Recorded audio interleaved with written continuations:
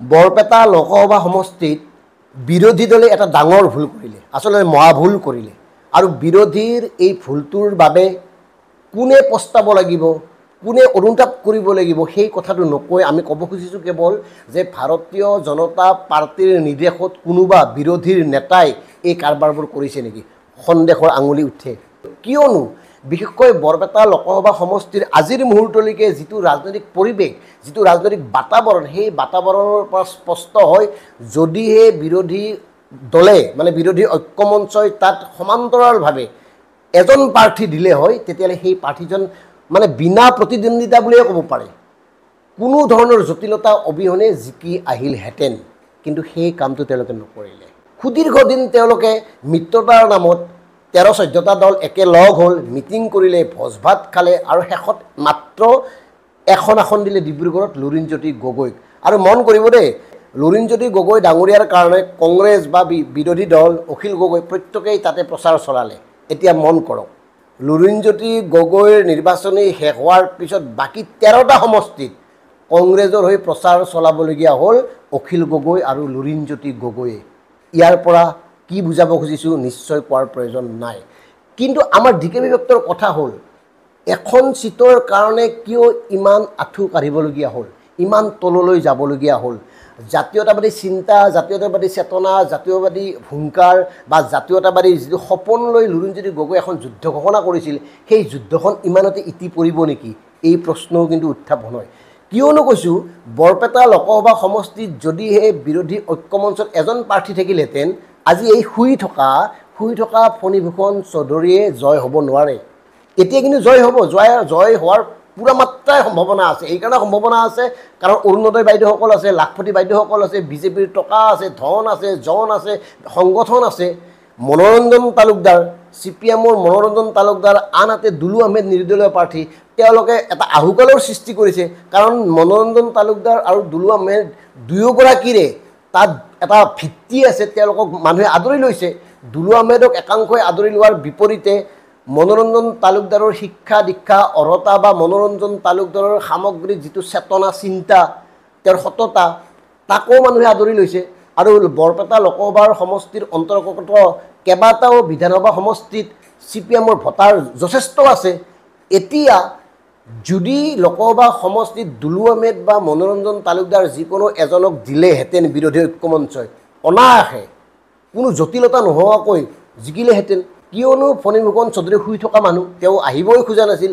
তাত চবেই উবুৰি খাই পৰিছে, আপোনাৰ মুখ্যমন্ত্ৰী অতুল বৰা, কেশৱ মহন্ত, অমিত শ্বাহও আহিব, প্ৰত্যেকেই আপোনাৰ উবুৰি খাই পৰিছে, কেৱল জিকিব লাগে। আৰু সাধাৰণ জনতাই এই চিনটোহে লাগে, পদুমটোহে লাগে, প্ৰাৰ্থী কোন বাদ দিয়ক। গছৰ মূৰা হ'লেও এনেকুৱা এটা পৰিৱেশ হৈছে, গছৰ মূৰা এটাকো যদি তাত বিজেপিৰ প্ৰতিনিধি হিচাপে দিয়া হয়, কিছুমান মানুহে তাতেই ভোট দিব, নিজাকৈ একো নাই, নিজা চিন্তা ভাৱনা একো নাই। গতিকে সেই কণ্ডিশ্যনটো হৈ আছে বৰপেটা লোকসভা সমষ্টিত। গতিকে বৰপেটা লোকসভা সমষ্টিত ফণীভূষণ চৌধুৰী যদি দিল্লীলৈ যায়, তাতকৈ আৰু দুৰ্ভাগ্যজনক কিবা ঘটনা হ'ব পাৰে নেকি?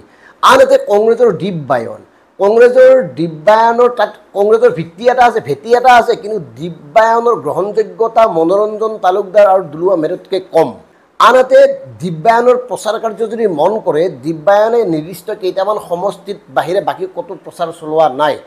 ইতিমধ্যে দুলু আহমেদক নতুন প্ৰজন্মই ভাল পাইছে, কাৰণ দুলু আহমেদে স্পষ্টতাৰে, খুব নিৰ্ভীকতাৰে, সাহসেৰে কথাবোৰ কয়।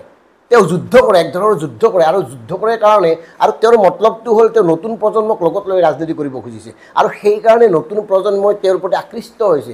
ইফালে মনোৰঞ্জন তালুকদাৰ CPM ভাল মানুহ, সৎ মানুহ, গতিকে মনোৰঞ্জন তালুকদাৰৰ এটা ভিত্তি আছে। মানে দুইজনে ভোটৰ বিভাজন হোৱাৰ ফলত ফণীভূষণ চৌধুৰী কাণে কাণ মানি যোৱাৰ সম্ভাৱনা আছে। কিন্তু আমি ডিকে বিভক্তে ক'ম যে এই যে মহাভুলটো কৰিলে, এই মহাভুলটোৰ বাবে দায়ী কোন, কিয় কৰিলে, কাৰ নিৰ্দেশত কৰিলে, কোনে কৰিলে? কাৰণ ফণীভূষণ চৌধুৰীক তাত দিয়াত আপত্তি প্ৰত্যেকৰে আছিল।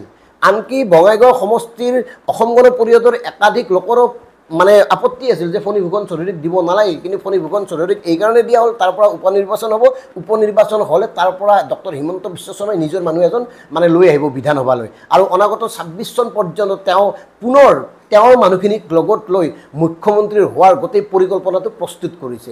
দুলু আহমেদ, মনোৰঞ্জন তালুকদাৰে যি যুদ্ধংদেহী মনোভাৱেৰে মুখ্যমন্ত্ৰীৰ বিৰুদ্ধে হওক বা ভাৰতীয় জনতা পাৰ্টীৰ বিৰুদ্ধে হওক এক ধৰণৰ মানে প্ৰচাৰ অভিযানত নামি পৰিছে আৰু সেই প্ৰচাৰ অভিযানটোৱে তীব্ৰতৰ ৰূপ পাইছে মানুহে গ্ৰহণ কৰিছে তেওঁলোকক মানে তিনিটা ভাগত বিভক্ত হৈ যাব ভোটটো গতিকে আমাৰ ক'ব লগা কথাটো হ'ল এই মহাভুলটো যে কৰিছে এই মহাভুলটো কাবাৰ স্বাৰ্থ সুৰক্ষাৰ কাৰণে কৰিছে ভাৰতীয় জনতা পাৰ্টীৰ বিৰুদ্ধে সাধাৰণ জনতা জাগি উঠিছে প্ৰত্যেকেই বুজিছে যে 1214 টকাৰে দেশ নচলে মানুহ চলিব নোৱাৰে সংসাৰ চলিব নোৱাৰে ঔষধৰ ইমান দাম মূল্যবৃদ্ধিয়ে কঙা কৰি পেলাইছে এই কথাবোৰ মানুহে বুজি পাইছে গতিকে মানুহে বুজি পোৱাৰ কাৰণে কংগ্ৰেছ দলে যদি মানে আনন্দ প্ৰকাশ কৰে ভুল কথা হ'ব আমাৰ কথাটো হ'ল বৃহত্তৰ অসমীয়া জাতীয় জীৱনৰ উন্নতিৰ বাবে জাতীয়তাবাদী চিন্তা চৰ্চাক সন্মুখত ৰাখি জাতিক সন্মুখৰ পৰা নেতৃত্ব দিব পৰা প্ৰাৰ্থী আমাক প্ৰয়োজন আপোচহীন সাহসী স্পষ্টবাদী নেতা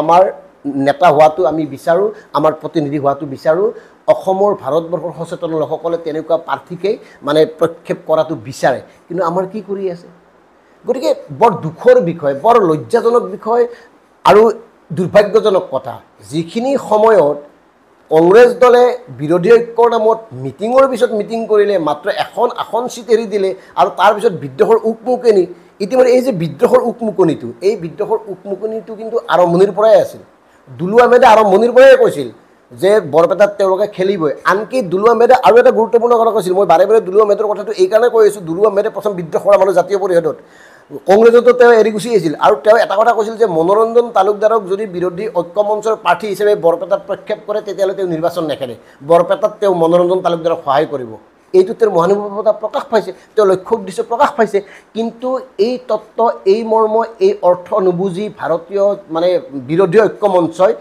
নতুন গেম এটা খেলি দিলে